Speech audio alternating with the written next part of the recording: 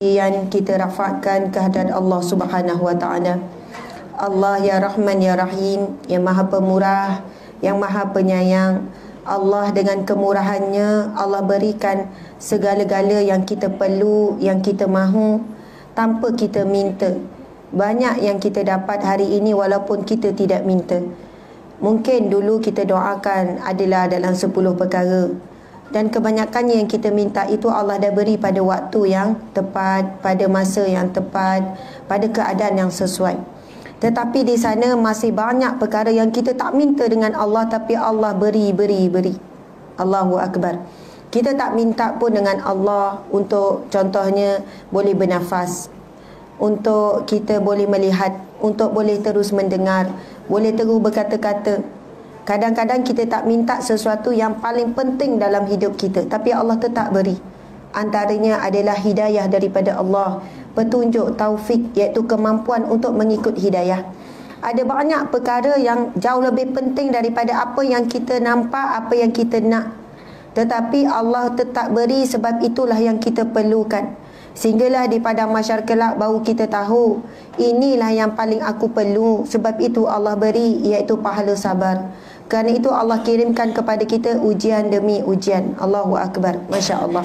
Jadi kita bersyukur kepada Allah Subhanahu Wa Taala di atas segala makbulnya doa-doa yang Allah telah tunaikan. Dan di antara doa yang tak pernah kita minta tapi Allah tetap beri. Dan juga kita tak pernah minta dengan Allah selamat daripada mara bahaya sekian-sekian. Sedangkan sepanjang hidup kita Allah telah selamatkan daripada segala mara bahaya. Di sana ada macam-macam bentuk bahaya. Ada gempa bumi, ada petir, ada ribut taufan, ada banjir besar yang menenggelamkan manusia, ada kesejukan yang melampau sampai membunuh manusia. Ada juga lahar gunung berapi, ada rompakan sana sini, ada orang yang kena ragut, ada orang yang tak ada sebab apa-apa masuk rumah orang tikam, dan pelbagai jenis lagi keburukan-keburukan yang mana kita sendiri tidak pernah pun minta spesifik. Memang kita tak tahu keburukan apa, tetapi Allah memelihara kita. Allah ya Hafiz ya Muhaimin, yang selama inilah yang memelihara kita. Sehingga kan dalam firman-Nya Allah ada berfirman yang membawa maksud ataupun mafhumnya. Untuk setiap manusia itu ada malaikat yang akan menjaganya bersama dengannya. Allahu Akbar. Allah bukan sekadar ciptakan kita dengan pemurahnya, Allah bagi percuma belaka. Kalaulah hujung bulan sampai bil pada kita kan, ini bil, bayaran, kena bayar. Bayar apa? Bayar nafas yang kita guna. Semua sesak nafas belaka ni. Kenapa makcik? Bil bulan lepas pun tak bayar lagi ustazah, dan sikit-sikit je boleh bernafas. Allah Maha Pemurah, nafaslah banyak mana pun, walaupun engkau lupa untuk bersyukur kepada Allah di atas setiap nafas yang kau helakan. Lepas, tarik lepas, tarik lepas. Oksigen yang kita sedut Allah bagi cukup sedar elok je dengan jumlah manusia, sedar elok je dengan jumlah binatang, sedar elok je dengan jumlah tumbuhan yang Allah ciptakan. Seimbang saja. Sebab kalau karbon dioksida dengan oksigen ni dia tak seimbang atas muka bumi ni, dia takkan berlaku. Dia tidak boleh bumi ini cuacanya seimbang dan sebagainya. Mesti ada perubahan-perubahan besar yang merosakkan seluruh ekosistem dunia. Allahu Akbar. Muslimat yang saya kasihi, yang saya muliakan sekalian, subhanallah, mari kita perhatikan beberapa perkara pada pagi Jumaat yang barakah ini. Cuba tengok pada batang tubuh kita, diri kita sekarang.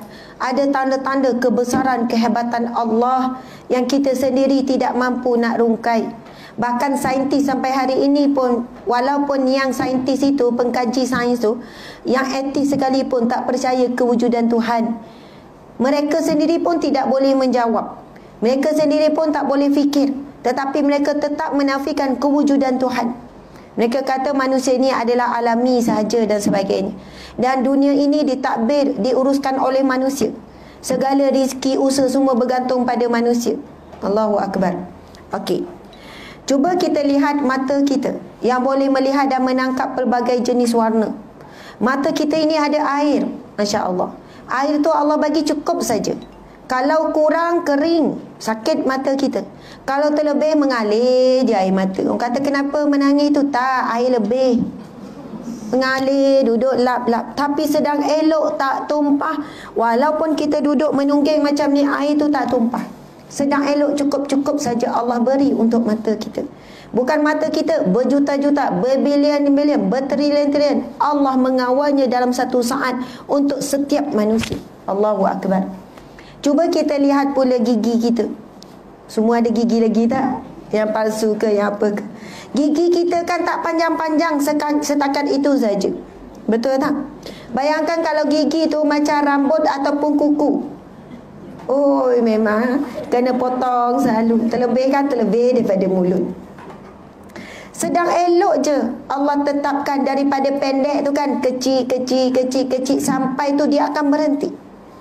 Dulu masa saya kecil, saya ingatkan kuku ni kan dia ada kat dalam panjang, dia keluar sikit. Lama-lama dia akan berhenti. Tak, sampai mati tak akan berhenti.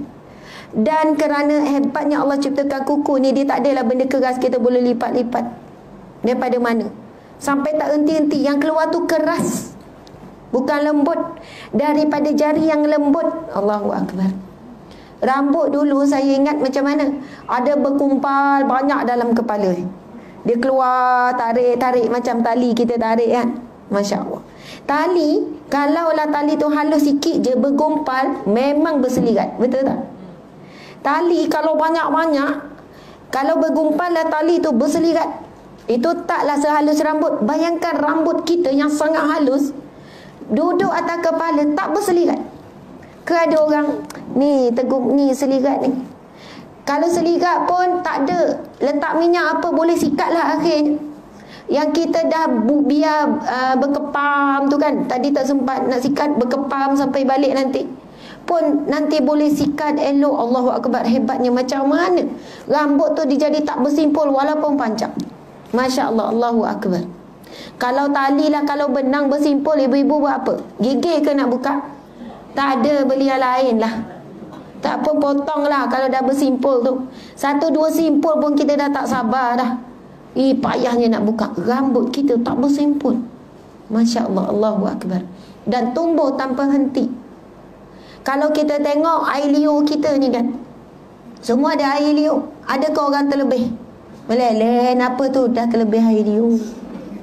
Allah bagi cukup je air liur tu untuk makan, untuk proses minum, untuk bercakap tak kering. Ada orang diam. Kenapa diam? Dah habis air liur dah. Tak ada. Allahu Akbar. Masya Allah. Darah semua, aliran darah, telinga yang kita dengar boleh tangkap bunyi dalam satu masa. Kalau pergi pantai tu bunyi angin, bunyi ombak, bunyi desiran pantai, bunyi suara orang pula, bunyi macam-macam. Dalam satu masa boleh tangkap berbagai. Dan Allah berikan ini dengan sifatnya ya Rahman, Allah yang Maha Pemurah.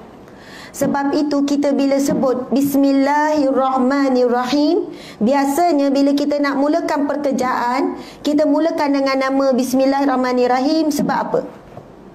Ada orang kata sebab jadi berkat pekerjaan kita. Nak dapat rahmat Allah bila baca Bismillah. Nanti dapatlah jadi ibadah perbuatan kita tersebut.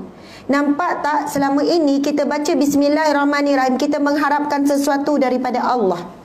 Tetapi selepas ini kita cuba ubah. Bila kita sebut Bismillahirrahmanirrahim, nak minum air kan, dengan namanya yang pemurah dan penyayang.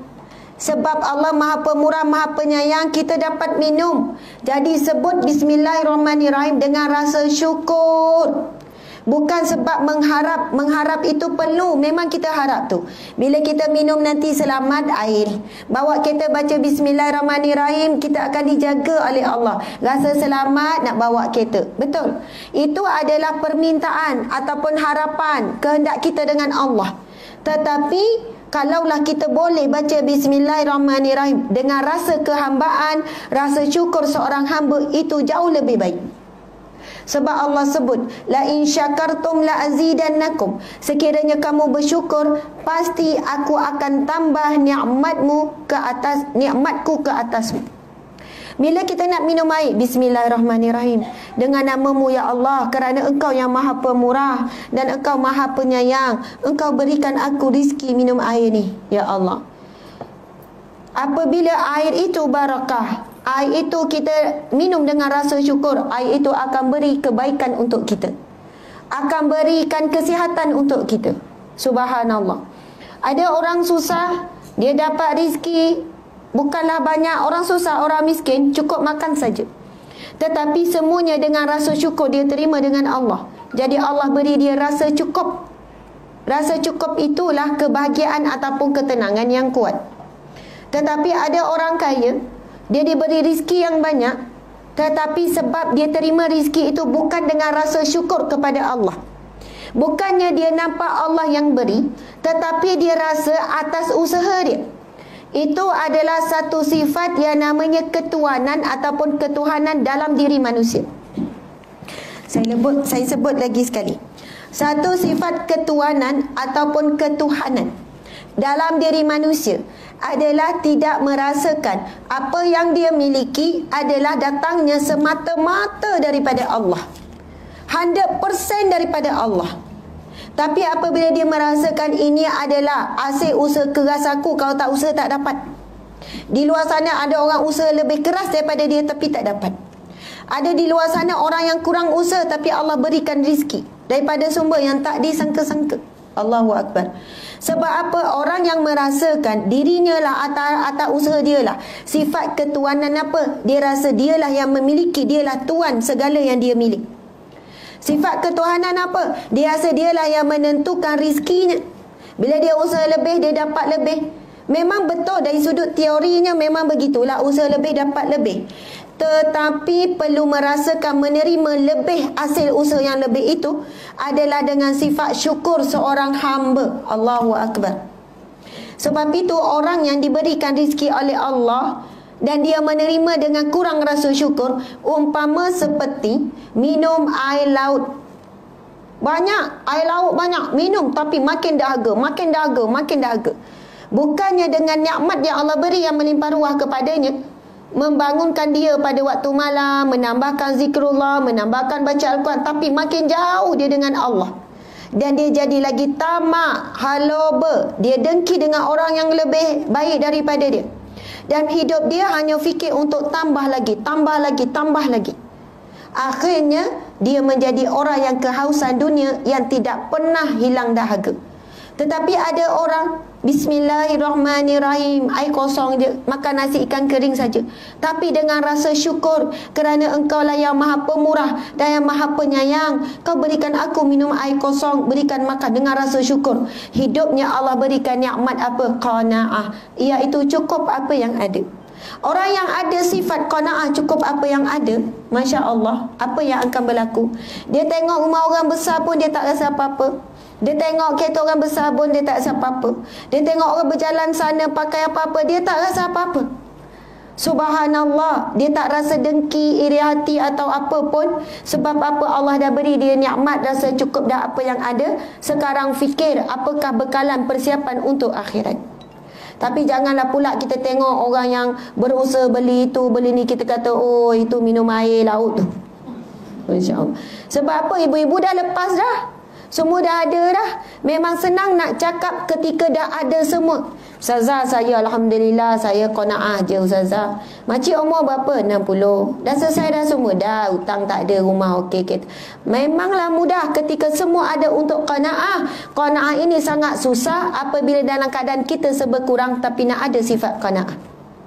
Masya Allah, Allahu Akbar. Masa muda dulu pun kita kejar macam-macam, betul kan? Janganlah pula sekarang kita nasihat anak, cukuplah tu, jangan kau kejar sangat apa-apa, qanaah sikit. Sebab mak dah nak meninggal tak lama dah. Kan? Dah umur 50, 60 dah rasa dah semua. Masya Allah. Jadi insya-Allah mudah-mudahan dalam apa jua keadaan kita dikurniakan sifat qanaah. Saya kan adalah beberapa hari lepas ada seorang hamba Allah ni. Saya ada urusan dengan dia. Dia tahulah saya ni penceramah. Tapi masa tu urusan tu, masa bincang-bincang tu kan, saya ni nak cepat masa tu. Saya kata, Tuan Haji minta maaf lah nak cepat saya dengan suami. Dia kata, Ustazah, saya ni pencen ni, tak ada orang nak dengar dah saya bercakap sekarang. Ustazah sabarlah sikit, dengarlah ceramah saya dulu. Saya tahulah Ustazah ceramah, tapi kali ni Ustazah dengar sikit ceramah saya. Saya kata okey, boleh Tuan Haji. Lebih kurang dekat sejam juga. Seronok juga dengar ceramah orang lama, orang berpengalaman walaupun bukan ustaz apa semua. Masya Allah.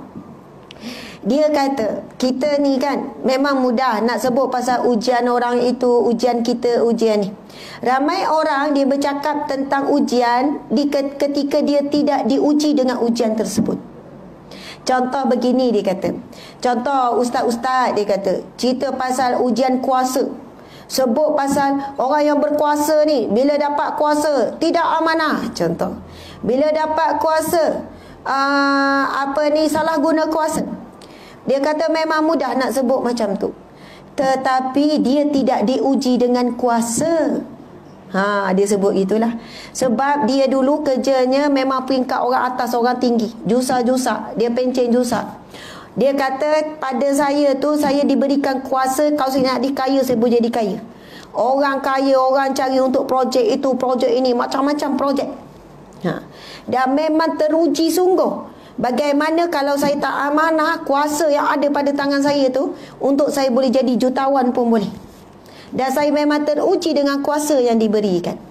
Sebab itu ramai orang kalah, dan belum tentu orang yang cakap tentang ujian kuasa itu, kalau diberi kuasa dia mampu untuk hadapinya. Masya Allah, Allahu Akbar. Sebab itu kadang-kadang bila kita tengok ada orang diuji dengan ujian kehilangan, kematian orang yang tersayang. Sebab apa? Mungkin kita tak berhadapan, tak merasai lagi ujian kehilangan suami ataupun anak, contoh kan. Memang kita akan kata sabarlah, ujian orang lain lebih berat dan sebagainya. Yelah, kita pun nak bagi kekuatan pada dia. Tetapi kita belum teruji dengan kehilangan tersebut. Kesimpulannya, kalau kita nampak ada orang yang hilang kawalan apabila diuji. Contoh, bila suami meninggal 2 bulan, 3 bulan tak keluar rumah, tak nak jumpa orang, sedih terlampau. Jangan terlalu mudah kita kata kepada dia, tak kuat ni, tak redha ni, sekian-sekian. Suami pergi, suami tu bukan Tuhan. Apalah kadang-kadang ayat orang kasar, sekian-sekian. Sebab apa? Dia belum teruji lagi dengan ujian tersebut.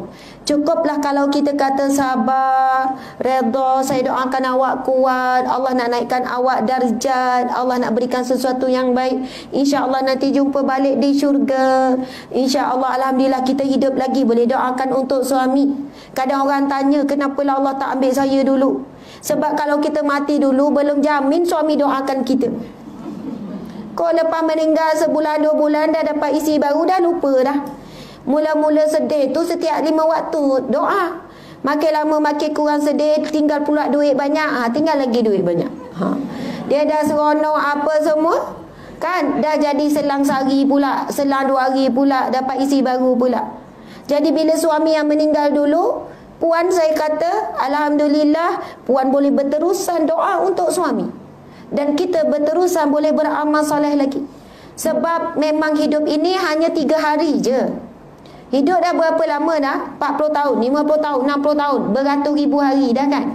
Tapi sebenarnya hidup kita 3 hari saja. Semalam, hari ini, esok kalau ada. Kalau esok tak ada, 2 hari je. Cerita kita memang 3 hari je sepanjang umur kita. Esok, walaupun yang dah berlalu berapa lama, esok pula kemarin tu, cerita kemarin tak boleh nak patah balik walaupun satu saat. Hari ni ceritanya, lepas tu cerita esok. Orang yang bijak, dia ambil iktibar daripada masa lalu untuk kehidupan masa depan yang lebih baik. Tetapi ramai mana orang kerugian masa, tenaga, emosi, fikiran semuanya. Kerana apa? Kerana menyesali masa yang lalu, sehingga dia mengorbankan masa depan dia.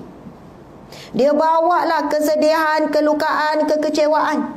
Dia lupa yang berlalu itu tidak boleh dipatah balik langsung. Dia bawa kesedihan, kekecewaan itu, hari ini dia meratap, esok meratap lagi, lusa meratap. Na'udzubillah min zalik. Jadi subhanallah, apapun yang telah berlaku pada masa lalu, tutuplah dengan taubat nasuha kalau kita ada buat salah. Ada orang kata, Ustazah, saya takut sangat saya buat dosa maksiat yang sangat dahsyat, Ustazah. Kalau orang tahulah, kalau suami tahulah, kalau isteri tahulah, kalau orang tahulah, memang orang tak sukalah saya, nanti orang boikot keluarga saya pakai buat. Saya dah menyesal, saya dah taubat nasuha, saya takut benda tu terbongkar. Subhanallah. Ketakutan. Saya jumpa ramai yang macam ni. Menangis ketakutan dosa-dosa silam.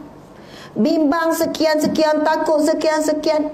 Dosa yang saya buat tu, kotlah ada orang tahu, kotlah ada orang gini, nanti terbongkar. Saya harap orang tersebut tak bongkarkan cerita yang saya buat. Sekarang saya dah insaf, saya dah bertaubat, Ustazah. Jadi kesimpulannya adalah, apa penyesalan dan ketakutan dosa masa silam, tutuplah dengan taubat nasuha. Taubat nasuha ni apa? Taubat minta ampun dengan Allah, disusuli dengan rasa penyesalan, rasa pahit bila teringatkan dosa tersebut, dan nekat dan segera meninggalkan. Ada orang buat maksiat, lalu dia solat taubat, dirikan 2 rakaat solat taubat, lepas tu minta ampun dengan Allah. Alhamdulillah, amin ya Allah, ampun dosaku ya Allah, aku dah buat maksiat, aku dah berzina contohlah ya, aku dah buat khalwat, aku dah buat sekian-sekian, ya Allah ampun dosaku ya, amin. Nak makan mana ya kita lepas ni? Contoh, faham tak contoh saya tu? Bertaubat minta ampun dengan Allah, dia rasa settle, cukup dengan solat taubat, dengan minta ampun, kira dah settle. Itu dia punya keputusan. Dia minta taubat, dia sendiri terima taubat dia. Tetapi orang yang merasakan kepahitan, contoh kita macam ni, ada satu benda yang pahit dalam hidup kita, benda tu sangat melukakan hati kita. Perasan tak, dia akan terbawa dalam emosi. Kita tengah masak pun, ya Allah sakitnya jiwa aku. Lepas tu bila makan, tengah makan tu okey lagi, tiba-tiba ingat. Pernah tak gitu? Selalu kan? Tengah bawa kereta tiba-tiba ingat. Suami tanya, tu kenapa? Teringatlah. Teringat apa yang dilalui tu. Tu kenapa tu? Teringat sakit bersalin lagi tu. Contoh, datang teringat. Adakah begitu kita dengan dosa? Teringat, tu kenapa tu? Teringat hari tu ada ngumpat Ustazah semua. Contohlah. Tiba-tiba berdesik rasa pahit dengan dosa. Ramai mana orang solat taubat dan mohon taubat dengan Allah, tapi tak rasa pun pahit, tak rasa pedih dengan dosa tersebut. Sebab itu bila ditanya kepada alim ulama, apakah ciri-ciri tanda-tanda taubatnya telah diterima oleh Allah, apabila teringatkan dosanya, dia terasa pahit akan dosa tersebut. Rasa pahit. Teringat masa zaman muda dulu tak tutup aurat kan? Dulu kan free hair makcik-makcik ni kan, pakai skirt atas lutut ke bawah lutut? Atas. Ada yang atas. Dahsyat makcik-makcik ni. Atas lutut pakai baju ni terbuka macam ni free hair. Kalau teringat-ingat tu rasa tak pahit. Ya Allah, nampalah dulu pakai macam tu. Kau tengok orang pakai seksi je hari ni, ya Allah, bila nak berubah ni budak ni tak senonoh. Lupa zaman muda dulu kita pun tak senonoh. Maksudnya teringat dosa dulu, ya Allah aku pakai macam tu dulu, astagfirullah, rasa pahit. InsyaAllah. Tapi kalau gelak-gelak je, dulu acik pun pakai macam ni, ya Allah, gelak-gelak je, terkenangkan dosa yang lama, gelak-gelak je. Na'udzubillahi min zalik. Kita bimbang, belum lagi taubat kita diterima Allah akan dosa kita yang dahulu kala tu. Sehinggalah kita betul-betul taubat, ya Allah, aku berdosa dulu ya Allah, aku dedahkan aurat ya Allah, aku baru tutup aurat dengan sempurna 10 tahun akhir ni ya Allah.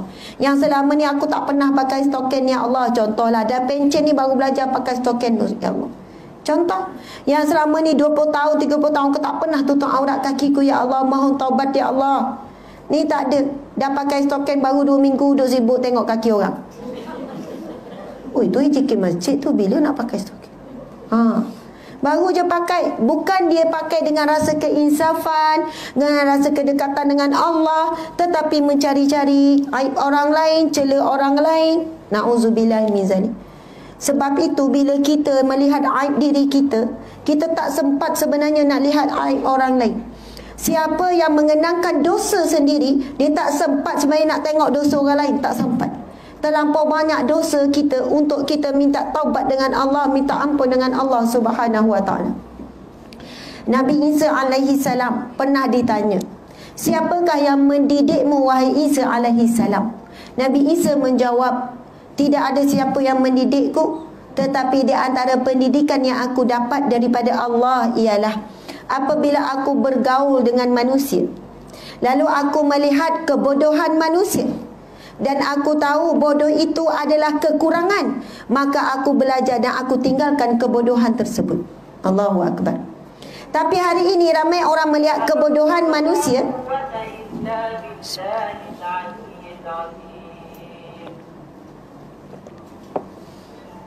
Ramai mana orang melihat kebodohan manusia.